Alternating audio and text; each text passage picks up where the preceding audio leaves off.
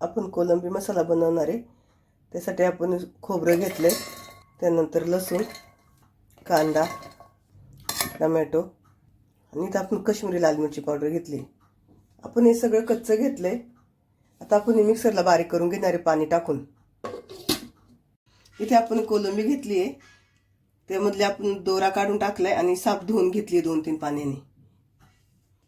त्यामध्ये हळद, मीठ आणि कोकमाचा आगळ घालणार आहे। तुमच्याकडे जर कोकमाचा आगळ नसेल तर लिंबू घाला, लिंबू पण नसेल तर चिंचेचा कोळ घातला तरी चालेल।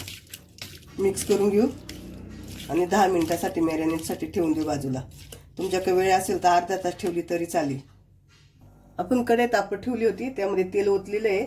तेल आपलं तापलंय, त्यामध्ये आपण कोलंबी टाकून घेऊया।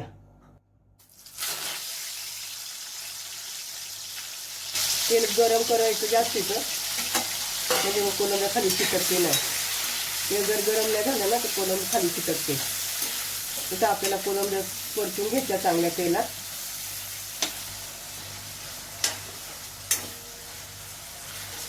कोलंबी आपली परतून झाली आहे, आपण काढून घेऊया।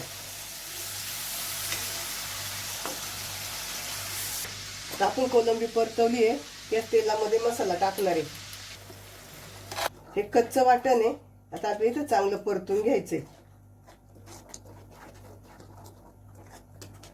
आपण वाटण फास्ट गॅसवर परतून घेतोय। आपला मसाला छान परतून झाला इथे। त्यामध्ये धनिया पावडर, आपला घरचा मसाला आणि काश्मीरी लाल मिरची पावडर टाकते। छान मिक्स करून घेऊ। तुमच्याकडे मालवणी मसाला असेल तर तो टाकला तरी छान होतं। त्यामध्ये आपण परतून घेतलेल्या कोलंब्या आणि छान मिक्स करू। म्हणजे कोलंब्याला सगळीकडून आपलं वाटण लागेल। आणि हे सगळं मी फास्ट गॅसवरतीच करते। आपलं परतून झालंय, आता त्यामध्ये आपण गरम पाणी ओतणार आहे। तुम्हाला कितपत घट्ट पातळ पाहिजे त्याप्रमाणे तुम्ही पाणी ओता। मी पातळ रस्सा बनवणार आहे। आपण मिक्स करून घेऊया।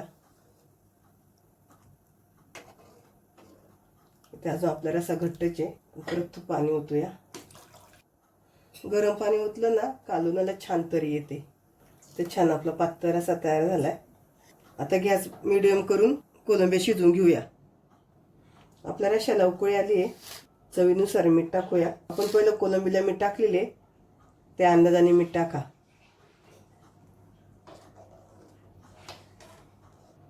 कालवणात तरी बघा किती छान आले आपल्या।